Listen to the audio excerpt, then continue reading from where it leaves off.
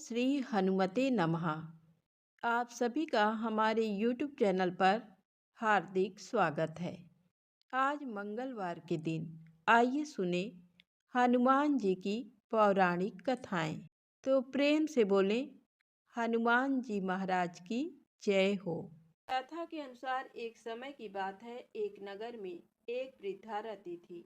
उसका एक ही पुत्र था। वृद्धा की हनुमान जी पर गहरी आस्था थी। वह प्रत्येक मंगलवार को नियम पूर्वक व्रत रखकर हनुमान जी की आराधना करती थी।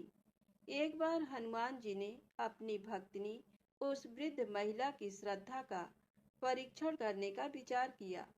हनुमान जी साधु का वेश धारण कर वृद्धा के घर गए और पुकारने लगे, है कोई हनुमान भक्त जो हमारी इच्छा पूर्ण करे?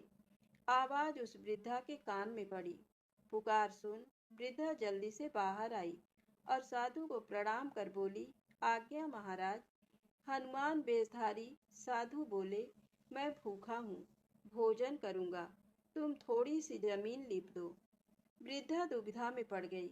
अंततः हाथ जोड़कर बोली, महाराज, लीपने और मिट्टी खोदने के अतिरिक्त आप कोई दूसरी आज्ञा दें, मैं अवश्य पूर्ण करूँगी।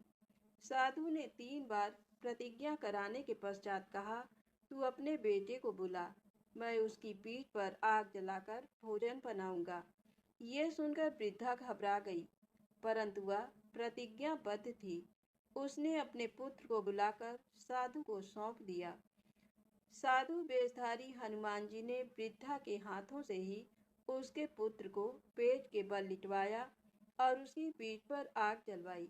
आग जलाकर दुखी मन से वृद्धा अपने घर में चली गई। इधर भोजन बनाकर साधु ने वृद्धा को बुलाकर कहा, उनका भोजन बन गया है, तुम अपने पुत्र को पुकारो ताकि वह भी आकर भोग लगा ले।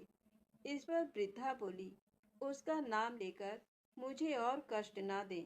लेकिन जब साधु महाराज नहीं माने तो वृद्धा ने अपने पुत्र को आवाज लगाई। वह अपनी माँ के पास आ गया।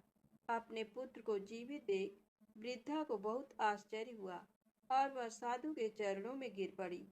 तब हनुमान जी अपने वास्तविक रूप में प्रकट हुए और वृद्धा को भक्ति का आशीर्वाद दिया। तो प्रेम से बोले, शंकर भगवान की जय हो, बजरंग बली की जय हो। आइए सुने मंगलवार व्रत की पौराणिक कथा। एक बार नैमिषारण्य तीर्थ में 80,000 मुनि एकत्र होकर पुराणों के ज्ञाता श्री सूत जी से पूछने लगे, हे महामुने, आपने हमें अनेक पुराणों की कथाएं सुनाई हैं। अब कृपा करके हमें ऐसा व्रत और कथा बताएं जिसके करने से संतान की प्राप्ति हो तथा मनुष्यों को रोग, शोक, अग्नि, सर्व दुख आदि का भय दूर हो, क्योंकि कलयुग में सभी जीवों की आयु बहुत कम है। फिर इस पर उन्हें रोग चिंता के कष्ट लगे रहेंगे तो फिर वह श्री हरि के चरणों में अपना ध्यान कैसे लगा सकेंगे। श्री सूत जी बोले, हे मुनियों, आपने लोक कल्याण के लिए बहुत ही उत्तम बात पूछी है। एक बार युधिष्ठिर ने भगवान श्री कृष्ण से लोक कल्याण के लिए यही प्रश्न किया था। भगवान श्री कृष्ण और युधिष्ठिर का संवाद तुम्हारे सामने कहता हूँ, ध्यान देकर सुनो। एक समय पांडवों की सभा में श्री कृष्ण जी बैठे हुए थे। तब युधिष्ठिर ने भगवान श्री कृष्ण से प्रश्न किया, हे प्रभु नंद नंद गोविंद, आपने मेरे लिए अनेकों कथाएं सुनाई हैं। आज आप कृपा करके ऐसा व्रत या कथा सुनाएं जिसके करने से मनुष्य को रोग चिंता का भय समाप्त हो और उसको पुत्र की प्राप्ति हो। हे प्रभु, बिना पुत्र के जीवन व्यर्थ है। पुत्र के बिना मनुष्य नरकगामी होता है। पुत्र के बिना मनुष्य पितृ ऋण से छुटकारा नहीं पा सकता और न ही उसका पुन्नग नामक नरक से उद्धार हो सकता है। अतः पुत्रदायक व्रत बतलाएं। श्री कृष्ण भगवान बोले, हे राजन, मैं एक प्राचीन इतिहास सुनाता हूँ, आप उसे ध्यान पूर्वक सुनो। कुंडलपुर नामक एक नगर था। उसमें नंदा नामक एक ब्राह्मण रहता था। भगवान की कृपा से उसके पास सब कुछ था, फिर भी वह दुखी था। इसका कारण ये था कि ब्राह्मण की स्त्री सुनंदा के कोई संतान न थी। सुनंदा पतिव्रता थी, भक्तिपूर्वक श्री हनुमान जी की आराधना करती थी। मंगलवार के दिन व्रत करके अंत में भोजन बनाकर हनुमान जी का भोग लगाने के बाद स्वयं भोजन करती थी। एक बार मंगलवार के दिन ब्राह्मणी गृह कार्य की अधिकता के कारण हनुमान जी को भोग न लगा सकी, तो इस पर उसे बहुत दुख हुआ। उसने कुछ भी नहीं खाया और अपने मन में प्रण किया कि अब तो अगले मंगलवार को ही हनुमान जी का भोग लगाकर अन्न जल ग्रहण करेगी। ब्राह्मणी सुनंदा प्रतिदिन भोजन बनाती, श्रद्धा पूर्वक पति को खिलाती, परंतु स्वयं भोजन नहीं करती और मन ही मन श्री हनुमान जी की आराधना करती थी। इसी प्रकार 6 दिन गुजर गए और ब्राह्मणी सुनंदा अपने निश्चय के अनुसार भूखी प्यासी निराहार रही और अगले मंगलवार को ब्राह्मणी सुनंदा प्रातः काल ही बेहोश होकर गिर पड़ी। ब्राह्मणी सुनंदा की इस असीम भक्ति के प्रभाव से श्री हनुमान जी बहुत प्रसन्न हुए और प्रकट होकर बोले, सुनंदा, मैं तेरी भक्ति से बहुत प्रसन्न हूँ, तू उठ और वर मांग। सुनंदा अपने आराध्य देव श्री हनुमान जी को देखकर आनंद की अधिकता से विह्वल हो श्री हनुमान जी के चरणों में गिरकर बोली, हे प्रभु, मेरी कोई संतान नहीं है, कृपा करके मुझे संतान प्राप्ति का आशीर्वाद दें, आपकी अति कृपा होगी। श्री महावीर जी बोले, तेरी इच्छा पूर्ण होगी, तेरे एक कन्या पैदा होगी, उसके अष्टांग प्रतिदिन सोना दिया करेंगे। इस प्रकार कहकर श्री महावीर जी अंतर्ध्यान हो गए। ब्राह्मणी सुनंदा बहुत हर्षित हुई और सभी समाचार अपने पति से कहा। ब्राह्मण देव कन्या का वरदान सुनकर कुछ दुखी हुए, परंतु सोना मिलने की बात सुनी तो बहुत प्रसन्न हुए। विचार किया कि ऐसी कन्या के साथ मेरी निर्धनता भी समाप्त हो जाएगी। श्री हनुमान जी की कृपा से वह ब्राह्मणी गर्भवती हुई और 10वें महीने में उसे बहुत ही सुंदर पुत्री प्राप्त हुई। ये बच्ची अपने पिता के घर में ठीक उसी तरह से बढ़ने लगी जिस प्रकार शुक्ल पक्ष का चंद्रमा बढ़ रहा है। 10वें दिन ब्राह्मण ने उस बालिका का नामकरण संस्कार कराया। उसके कुल पुरोहित ने उस बालिका का नाम रत्नावली रखा, क्योंकि ये कन्या सोना प्रदान किया करती थी।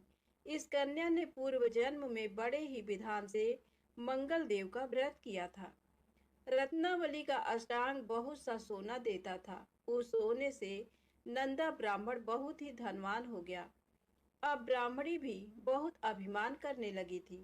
समय बीतता रहा। अब रत्नावली 10 वर्ष की हो चुकी थी। एक दिन जब नंदा ब्राह्मण प्रसन्न चित्त था, तब सुनंदा ने अपने पति से कहा, मेरी पुत्री रत्नावली विवाह के योग्य हो गई है, अतः आप कोई सुंदर तथा योग्य वर देखकर इसका विवाह कर दें। ये सुन ब्राह्मण बोला, अभी तो रत्नावली बहुत छोटी है। तब ब्राह्मणी बोली, शास्त्रों की आज्ञा है कि कन्या 8वें वर्ष में गौरी, 9 वर्ष में रोहिणी, 10वें वर्ष में कन्या, इसके पश्चात रस्वला हो जाती हैं। गौरी के दान से पाताल लोक की प्राप्ति होती है, रोहिणी के दान से वैकुंठ लोक की प्राप्ति होती है, कन्या के दान से इंद्रलोक में सुखों की प्राप्ति होती है। अगर हे पतिदेव रजस्वला का दान किया जाता है तो घोर नरक की प्राप्ति होती है। इस पर ब्राह्मण बोला, अभी तो रत्नावली मात्र 10 ही वर्ष की है और मैंने तो 16-16 साल की कन्याओं के विवाह कराए हैं, अभी जल्दी क्या है। तब ब्राह्मणी सुनंदा बोली, आपको तो लोभ अधिक हो गया। शास्त्रों में कहा गया है कि माता पिता और बड़ा भाई रजस्वला कन्या को देखते हैं तो वह अवश्य ही नरकगामी होते हैं। तब ब्राह्मण बोला, अच्छी बात है, कल मैं अवश्य ही योग्य वर की तलाश में अपना दूत भेजूंगा। दूसरे दिन ब्राह्मण ने अपने दूत को बुलाया और आज्ञा दी कि जैसी सुंदर मेरी कन्या है वैसा ही सुंदर वर उसके लिए तलाश करो। दूत अपने स्वामी की आज्ञा पाकर निकल पड़ा। पंपई नगर में उसने एक सुंदर लड़के को देखा। ये बालक एक ब्राह्मण परिवार का बहुत गुणवान पुत्र था। इसका नाम सोमेश्वर था। दूत ने इस सुंदर व गुणवान ब्राह्मण पुत्र के बारे में अपने स्वामी को पूर्ण विवरण दिया। ब्राह्मण नंदा को भी सोमेश्वर अच्छा लगा और फिर शुभ मुहूर्त में विधि पूर्वक कन्यादान करके ब्राह्मण ब्राह्मणी संतुष्ट हुए।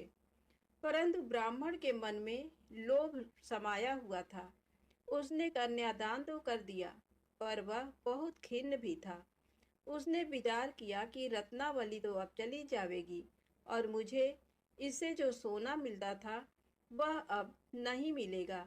मेरे पास जो धन था कुछ तो इसके विवाह में खर्च हो गया और जो शेष बचा है वह भी कुछ दिनों पश्चात समाप्त हो जाएगा। मैंने तो इसका विवाह करके बहुत बड़ी भूल कर दी है। अब कोई ऐसा उपाय हो कि रत्नावली मेरे घर में ही बनी रहे, अपनी ससुराल ना जाए। लोभ रूपी राक्षस ब्राह्मण के मस्तिष्क पर छाता जा रहा था। रात भर अपनी सैया पर बेचैनी से करवटें बदलते बदलते उसने एक बहुत ही क्रूर निर्णय लिया। उसने विचार किया कि जब रत्नावली को लेकर उसका पति सोमेश्वर अपने घर के लिए जाएगा तो वह मार्ग में छिपकर सोमेश्वर का वध कर देगा और अपनी लड़की को अपने घर ले आएगा, जिससे नियमित रूप से उसे सोना भी मिलता रहेगा और समाज का कोई मनुष्य उसे दोष भी नहीं दे सकेगा। प्रातः काल हुआ तो नंदा और सुनंदा ने अपने जमाई तथा लड़की को बहुत सारा धन देकर विदा किया। सोमेश्वर अपनी पत्नी रत्नावली को लेकर ससुराल से अपने घर की तरफ चल दिया। ब्राह्मण नंदा महालोभ के वशीभूत हो अपनी मति खो चुका था। पाप पुण्य को उसे विचार ही न रहा। अपने भयानक व क्रूर निर्णय को कार्य रूप देने के लिए उसने अपने दूत को मार्ग में अपने जमाई का वध करने के लिए भेज दिया था, ताकि रत्नावली से प्राप्त होने वाला सोना उसे हमेशा मिलता रहे और वो कभी निर्धन ना हो। ब्राह्मण के दूत ने अपने स्वामी की आज्ञा का पालन करते हुए उसके जमाई सोमेश्वर का मार्ग में ही वध कर दिया। समाचार पाकर ब्राह्मण नंदा मार्ग में पहुंचा और रुदन करती अपनी पुत्री रत्नावली से बोला, हे पुत्री, मार्ग में लुटेरों ने तेरे पति का वध कर दिया है। भगवान की इच्छा के आगे किसी का कोई बस नहीं चलता है। अब तू घर चल, वहां पर ही रहकर शेष जीवन व्यतीत करना। जो भाग्य में लिखा है वही होगा। अपने पति की अकाल मृत्यु से रत्नावली बहुत दुखी हुई। करुण क्रंदन व रुदन करते हुए अपने पिता से बोली, हे पिताजी, इस संसार में जिस स्त्री का पति नहीं है उसका जीना व्यर्थ है। मैं अपने पति के साथ ही अपने शरीर को जला दूंगी और सती होकर अपने इस जन्म को, माता पिता के नाम को तथा सास ससुर के यश को सार्थक करूंगी। ब्राह्मण नंदा अपनी पुत्री रत्नावली के वचनों को सुनकर बहुत दुखी हुआ। विचार करने लगा, मैंने व्यर्थ ही जमाई वध का पाप अपने सिर लिया। रत्नावली तो उसके पीछे अपने प्राण तक देने को तैयार है। मेरा तो दोनों तरफ से मरण हो गया। धन तो अब मिलेगा नहीं। जमाई वध के पाप के फलस्वरूप यम यातना भी भुगतनी पड़ेगी। ये सोचकर वह बहुत खिन्न हुआ। सोमेश्वर की चिता बनाई गई। रत्नावली सती होने की इच्छा से अपने पति का सिर अपनी गोद में रखकर चिता में बैठ गई। जैसे ही सोमेश्वर की चिता को अग्नि लगाई गई, वैसे ही प्रसन्न हो मंगल देव वहां प्रकट हुए और बोले, हे रत्नावली, मैं तेरी पति भक्ति से बहुत प्रसन्न हूँ, तू वर मांग। रत्नावली ने अपने पति का जीवन दान मांगा। तब मंगल देव बोले, रत्नावली, तेरा पति अजर अमर है, ये महाविद्वान भी होगा और इसके अतिरिक्त तेरी जो इच्छा हो वर मांग।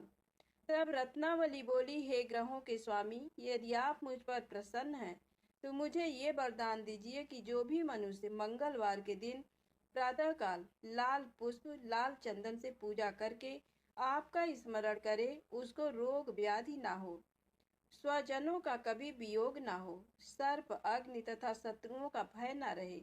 जो स्त्री मंगलवार का व्रत करे वह कभी विधवा ना हो। मंगल देव तथास्तु कहकर अंतर ध्यान हो गए। सोमेश्वर मंगल देव की कृपा से जीवित हो उठा। रत्नावली अपने पति को पुनः प्राप्त कर बहुत प्रसन्न हुई और मंगल देव का व्रत प्रत्येक मंगलवार को करके व्रत राज और मंगल देव की कृपा से इस लोक में सुख ऐश्वर्य को भोगते हुए अंत में अपने पति के साथ स्वर्ग लोक को गई। प्रेम से बोले हनुमान जी महाराज की जय हो। आइए सुने राम नाम की महिमा। लंकापति रावण के वध के बाद अयोध्यापति प्रभु श्री राम की कीर्ति दूर दूर तक फैल रही थी और वह मर्यादा पुरुषोत्तम कहलाने लगे। तब एक दिन महादेव शिव की इच्छा भी मर्यादा पुरुषोत्तम श्री राम से मिलने की हुई। पार्वती जी को संग लेकर महादेव कैलाश पर्वत से उतरकर अयोध्या नगरी के रास्ते पर चल पड़े। भगवान शिव और माँ पार्वती को अयोध्या आया देखकर राम जी बहुत खुश हुए। माता जानकी ने उनका उचित आदर सत्कार किया और स्वयं भोजन बनाने के लिए रसोई में चली गई। इस बीच भगवान शिव ने श्री राम जी से पूछा, आपके सेवक हनुमान जी दिखाई नहीं पड़ रहे हैं। श्री राम बोले, वे बगीचे में हैं। शिव जी ने श्री राम जी से बगीचे में जाने की अनुमति मांगी और पार्वती जी का हाथ थामकर बगीचे में आ गए। बगीचे की खूबसूरती देखकर उनका मन मोहित हो गया। आम के एक घने वृक्ष के नीचे हनुमान जी दीन दुनिया से बेखबर गहरी नींद में सोए थे। एक लय में खर्राटों से राम नाम की ध्वनि उठ रही थी। चकित होकर शिवजी और माता पार्वती एक दूसरे की ओर देखने लगे। माता पार्वती मुस्कुरा उठी और वृक्ष की डालियों की ओर इशारा किया। राम नाम सुनकर पेड़ की डालियां भी झूमने लगी थीं और इनके बीच से भी राम नाम उच्चारित हो रहा था। शिव जी इस राम नाम की धुन में मस्त मगन होकर खुद भी राम राम कहकर नाचने लगे। माता पार्वती जी ने भी अपने पति का अनुसरण किया और अपने कोमल पैर थिरकाने लगी। शिव जी और माता पार्वती जी के नृत्य में ऐसी झनकार उठी कि स्वर्ग लोक के देवतागण भी आकर्षित होकर बगीचे में आ गए और राम नाम की धुन में सभी मस्त हो गए। माता जानकी भोजन तैयार करके प्रतीक्षारत थी, परंतु संध्या घिरने तक भी अतिथि नहीं पधारे। तब अपने देवर लक्ष्मण जी को बगीचे में भेजा। लक्ष्मण जी तो स्वयं को श्री राम का सेवक ही मानते थे, अतः बगीचे में आकर जब उन्होंने धरती पर स्वर्ग का नजारा देखा तो खुद भी राम नाम की धुन में झूम उठे। महल में माता जानकी परेशान हो रही थी कि अभी तक भोजन ग्रहण करने कोई भी क्यों नहीं आया। तब उन्होंने श्री राम जी से कहा, भोजन ठंडा हो रहा है, चलिए हम ही जाकर बगीचे में से सभी को ले आए। जब राम जी बगीचे में गए तो वहाँ राम नाम की धूम मची हुई थी। हनुमान जी गहरी नींद में सोए हुए थे और उनके खर्राटों से अभी तक राम नाम निकल रहा था। श्री राम भाव विह्वल हो उठे। राम जी ने हनुमान जी को नींद से जगाया और प्रेम से उनकी तरफ निहारने लगे। हनुमान जी प्रभु को आया देख शीघ्रता से उठ खड़े हुए। नृत्य की समा भंग हो गई। शिव जी खुले कंठ से हनुमान जी की राम भक्ति की सराहना करने लगे। हनुमान जी सकुचाए लेकिन मन ही मन खुश हो रहे थे। श्री सिया राम ने भोजन करने का आग्रह भगवान शिव जी से किया। सभी लोग महल में भोजन करने के लिए चल पड़े। माता जानकी भोजन परोसने लगी। हनुमान जी को भी श्री राम जी ने पंक्ति में बैठने का आदेश दिया। हनुमान जी बैठ तो गए, परंतु आदत ऐसी थी कि राम जी के भोजन करने के उपरांत ही सभी लोग भोजन करते थे। आज श्री राम के आदेश से पहले भोजन करना पड़ रहा था। माता जानकी हनुमान जी को भोजन परोसती जा रही थी, पर हनुमान जी का पेट ही नहीं भर रहा था। सीता जी कुछ समय तक तो उन्हें भोजन परोसती रहीं, फिर समझ गईं इस तरह तो हनुमान जी का पेट नहीं भरेगा। उन्होंने तुलसी के एक पत्ते पर राम नाम लिखा और भोजन के साथ हनुमान जी को परोस दिया। तुलसी पत्र खाते ही हनुमान जी को संतुष्टि मिली और वह भोजन खाकर उठ खड़े हुए। भगवान शिव शंकर ने प्रसन्न होकर हनुमान जी को आशीर्वाद दिया कि आपकी राम भक्ति युगों युगों तक याद की जाएगी और आप संकट मोचन कहलाएंगे। तो प्रेम से बोलें शंकर जी भगवान की जय हो। संकट मोचन हनुमान जी की जय हो। अब आइए सुने राम नाम महिमा की दूसरी कहानी। महादेव जी को एक बार बिना कारण के किसी को प्रणाम करते देखकर पार्वती जी ने पूछा, आप किसको प्रणाम करते रहते हैं? शिव जी पार्वती जी से कहते हैं कि हे देवी, जो व्यक्ति एक बार राम कहता है उसे मैं 3 बार प्रणाम करता हूँ।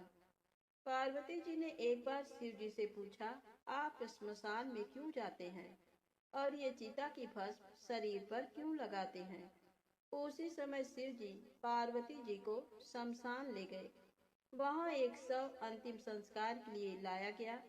लोग राम नाम सत्य है कहते हुए शव को ला रहे थे। शिव जी ने कहा कि देखो पार्वती, इस शमशान की ओर जब लोग आते हैं तो राम नाम का स्मरण करते हुए आते हैं और इस शव के निमित्त से कई लोगों के मुख से मेरा अति प्रिय दिव्य राम नाम निकलता है।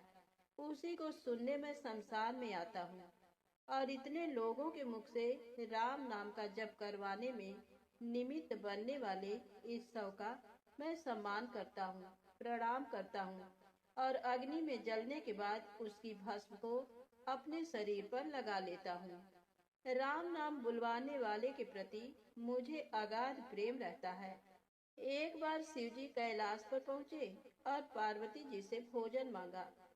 पार्वती जी विष्णु सहस्त्र नाम का पाठ कर रही थी। पार्वती जी ने कहा, अभी पाठ पूरा नहीं हुआ, कृपया थोड़ी देर प्रतीक्षा कीजिए। शिव जी ने कहा कि इससे तो समय और श्रम दोनों लगेंगे। संत लोग जिस तरह से सहस्त्र नाम को छोटा कर लेते हैं और नित्य जपते हैं, वैसा उपाय कर लो। पार्वती जी ने पूछा, वो उपाय कैसे करते हैं, मैं सुनना चाहती हूँ।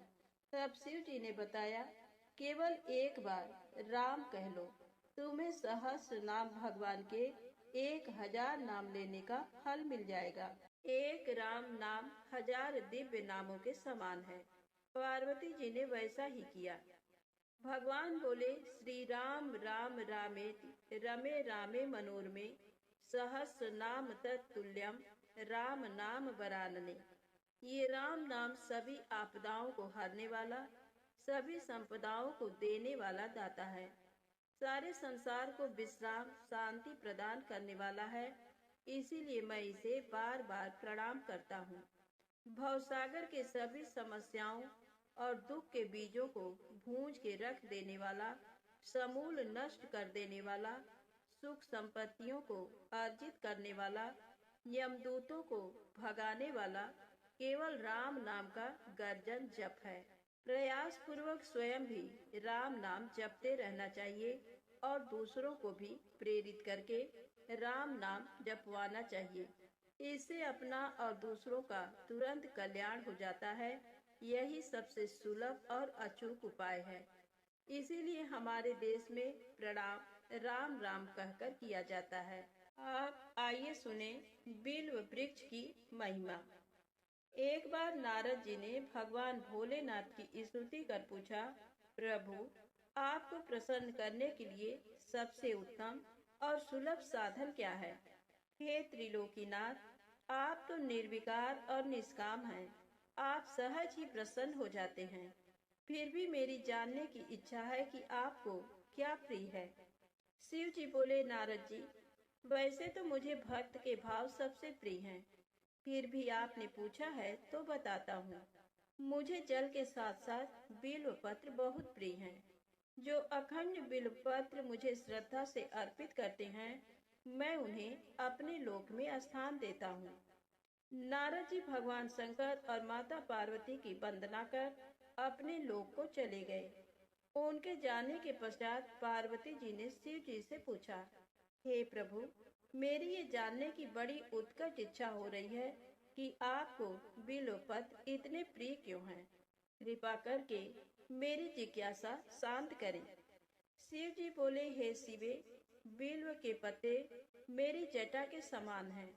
उसका त्रिपत्र यानी 3 पत्ते ऋग्वेद, यजुर्वेद और सामवेद हैं। शाखाएं समस्त शास्त्र का स्वरूप हैं। बिल्व वृक्ष को आप पृथ्वी का कल्प वृक्ष समझें, जो ब्रह्मा विष्णु शिव स्वरूप हैं। स्वयं महालक्ष्मी ने शैल पर्वत पर बिल्व वृक्ष रूप में जन्म लिया था। ये सुनकर पार्वती जी कौतूहल में पड़ गईं। उन्होंने पूछा, देवी लक्ष्मी ने आखिर बिल्व वृक्ष का रूप क्यों लिया? आप ये कथा विस्तार से कहें। तब भोलेनाथ ने देवी पार्वती को कथा सुनानी शुरू की। हे देवी, सतयुग में ज्योति रूप में मेरे अंश का रामेश्वर लिंग था। ब्रह्मा आदि देवों ने उसका विधिवत पूजन अर्चन किया था। फलतः मेरे अनुग्रह से वाग देवी सबकी प्रिया हो गई। वे भगवान विष्णु को सतत प्रिय हो गई। मेरे प्रभाव से भगवान केशव के मन में वाग देवी के लिए जितनी प्रीति हुई, वह स्वयं लक्ष्मी को नहीं भाई। अतः लक्ष्मी देवी चिंतित और रुष्ट होकर परम उत्तम श्रीशैल पर्वत पर चली गई। वहां उन्होंने मेरे विग्रह की उग्र तपस्या प्रारंभ कर दी। हे परमेश्वरी, कुछ समय बाद महालक्ष्मी जी ने मेरे विग्रह से थोड़ा ऊर्ध्व में एक वृक्ष का रूप धारण कर लिया और अपने पत्र पुष्प द्वारा निरंतर मेरा पूजन करने लगी। इस तरह उन्होंने कोटि वर्ष तक आराधना की। अंततः उन्हें मेरा अनुग्रह प्राप्त हुआ। महालक्ष्मी ने मांगा कि श्री हरि के हृदय में मेरे प्रभाव से वाग्देवी के लिए जो स्नेह हुआ है वह समाप्त हो जाए। शिव जी बोले, मैंने महालक्ष्मी को समझाया कि श्री हरि के हृदय में आपके अतिरिक्त किसी और के लिए कोई प्रेम नहीं है। वाग्देवी के प्रति तो उनकी श्रद्धा है। ये सुनकर श्री लक्ष्मी जी प्रसन्न हो गईं और पुनः श्री विष्णु के हृदय में स्थित होकर निरंतर उनके साथ विहार करने लगी। हे पार्वती, महालक्ष्मी के हृदय का एक बड़ा विकार इस प्रकार दूर हुआ था। इस कारण हरिप्रिया उसी वृक्ष रूप में सर्वदा अतिशय भक्ति से भरकर यत्न पूर्वक मेरी पूजा करने लगी। बिल्व इस कारण मुझे बहुत प्रिय है और मैं बिल्व वृक्ष का आश्रय लेकर रहता हूँ। बिल्व वृक्ष को सदा सर्व तीर्थमय एवं सर्व देवमय मानना चाहिए, इसमें तनिक भी संदेह नहीं है। बिल्व पत्र, बिल्व फूल, बिल्व वृक्ष अथवा बिल्व काष्ठ के चंदन से जो मेरा पूजन करता है वह भक्त मेरा प्रिय है। बिल्व वृक्ष को शिव के समान ही समझो, वह मेरा शरीर है। जो बिल्व पर चंदन से मेरा नाम अंकित करके मुझे अर्पण करता है, मैं उसे सभी पापों से मुक्त करके अपने लोक में स्थान देता हूँ। उस व्यक्ति को स्वयं लक्ष्मी जी भी नमस्कार करती हैं।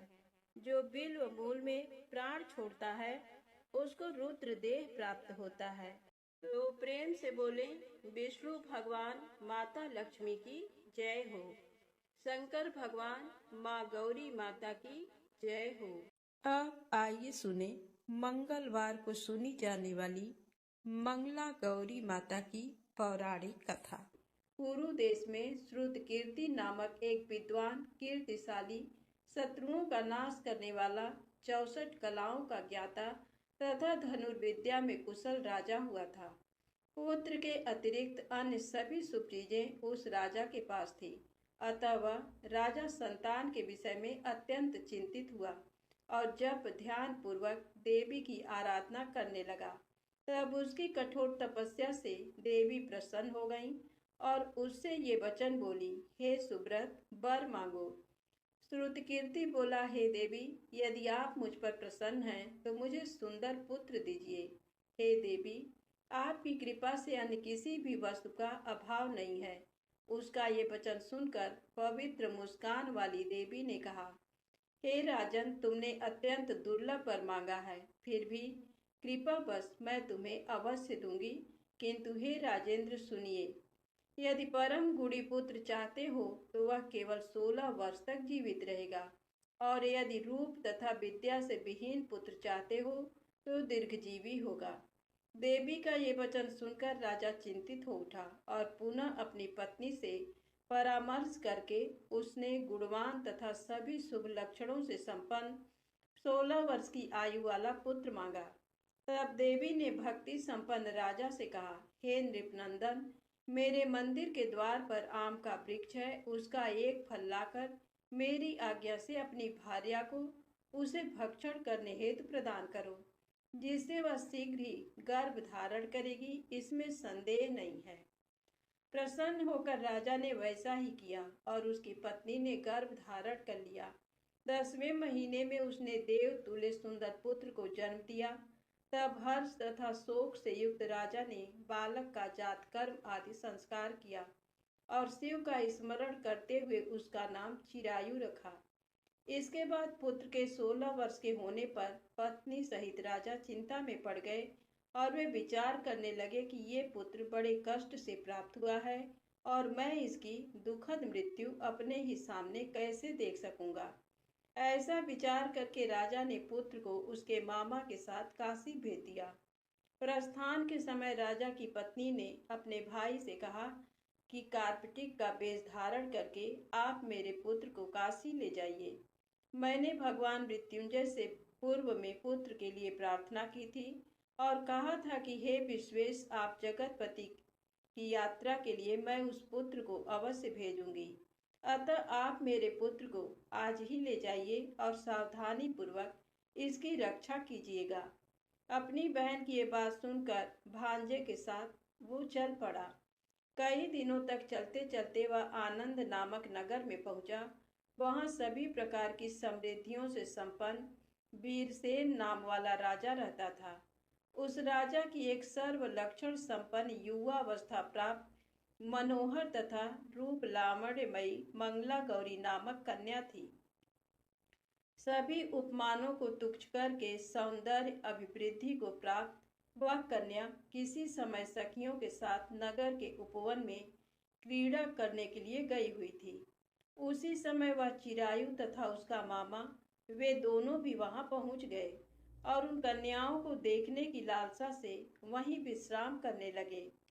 इसी बीच विनोद पूर्वक क्रीड़ा करती हुई उन कन्याओं में से किसी एक ने कुपित होकर राजकुमारी को राणा ये कुवचन कह दिया।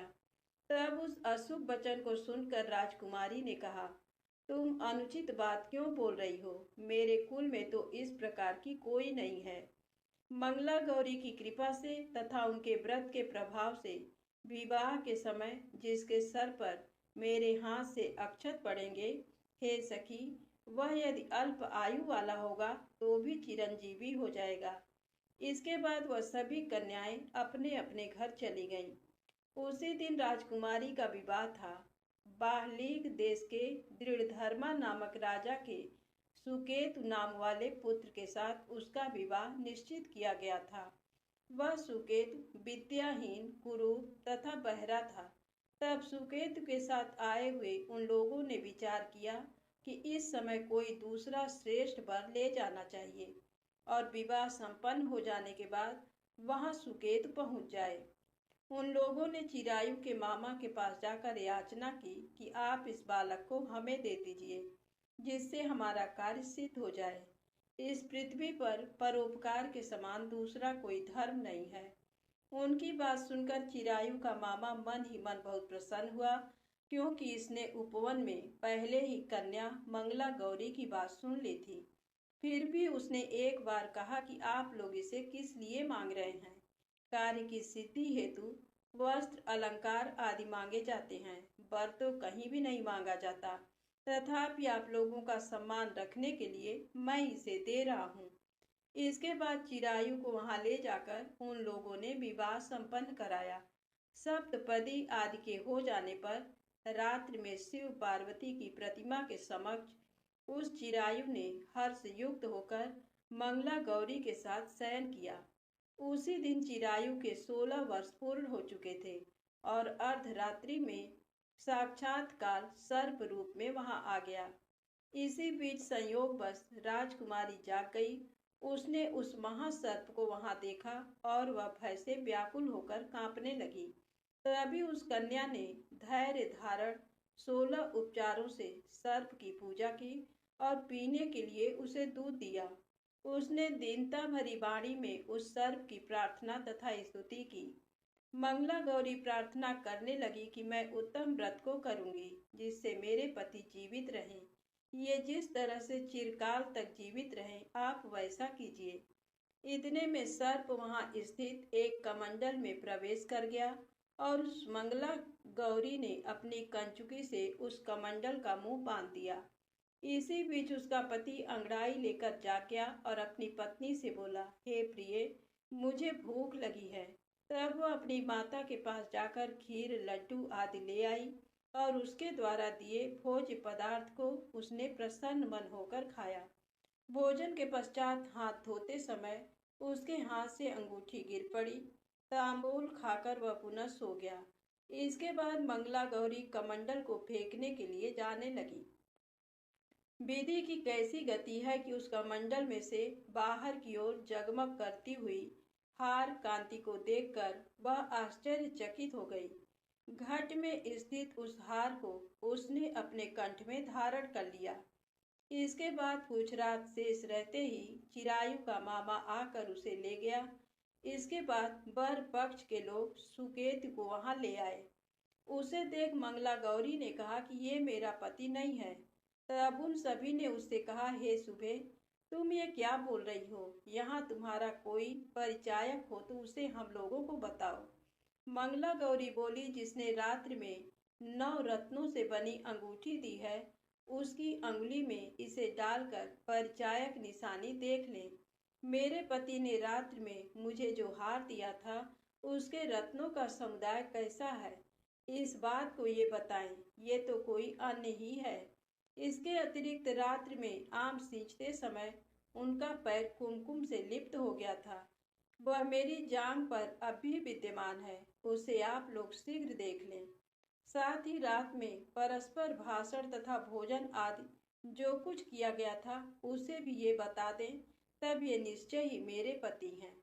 इस प्रकार उसका वचन सुनकर सभी ठीक है कहने लगे, किंतु जब एक भी बात न मिली तब सभी ने सुकेतु को उसका पति होने से निषिद्ध कर दिया और वर पक्ष वाले जिस तरह से आए थे उसी तरह से चले गए।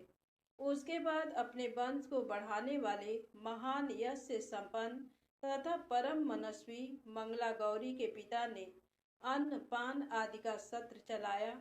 उन्होंने वर पक्ष का वृत्तांत कानों कान सुन लिया कि स्वरूप से कुरूप होने के कारण लोगों के द्वारा किसी अन्य को वर के रूप में आदर पूर्वक लाया गया था। तब उन्होंने अपनी कन्या को पर्दे के भीतर बिठा दिया। उसके बाद 1 वर्ष बीतने पर यात्रा करके चिरायु अपने मामा के साथ ये देखने आया कि विवाह के बाद वहाँ क्या हुआ। तब उसे गवाक्ष के भीतर से देखकर वह मंगला गौरी अत्यंत प्रसन्न हुई और माता पिता से बोली कि मेरे पति आ गए हैं। राजा ने अपने सुहृदजनों को बुलाकर पूर्व में कहे गए सभी परिचायकों को निशानी को देखकर मंद मुस्कान वाली अपनी कन्या चिरायु को सौंप दी। राजा ने शिष्टजनों को साथ लेकर विवाह का उत्सव कराया। इसके बाद राजा वीरसेन ने वस्त्र, आभूषण आदि, सेना, घोड़े, रथ और अन्य भी बहुत सी सामग्रियां देकर उन्हें विदा किया। उसके बाद कुल को आनंदित करने वाला वह चिरायु पत्नी तथा मामा को साथ लेकर सेना के साथ अपने नगर पहुंचा। लोगों के मुख से उसे आया हुआ सुनकर उसके माता पिता को विश्वास नहीं हुआ। उन्होंने सोचा कि प्रारब्ध अन्यथा कैसे हो सकता है। इतने में वह अपने माता पिता के पास आ गया और स्नेह से परिपूर्ण वह चिरायु भक्तिपूर्वक उनके चरणों में गिर पड़ा। तब अपने पुत्र का मस्तक सूंघ कर उन दोनों ने परम आनंद प्राप्त किया। पुत्रवधू मंगला गौरी ने भी सास ससुर को प्रणाम किया। तब सास उसे अपनी गोद में बिठाकर सारा वृत्तांत शीघ्रता पूर्वक पूछने लगी। हे महामुने, तब पुत्र वधू ने भी मंगला गौरी के उत्तम व्रत महात्म तथा जो कुछ घटित हुआ था वह सब वृत्तांत बताया। जो कोई भी इसका श्रवण करता है अथवा जो इसे कहता है उसके सभी मनोरथ पूर्ण हो जाते हैं, इसमें संदेह नहीं है। धन्यवाद। प्रेम से बोले मंगला गौरी माता की जय हो।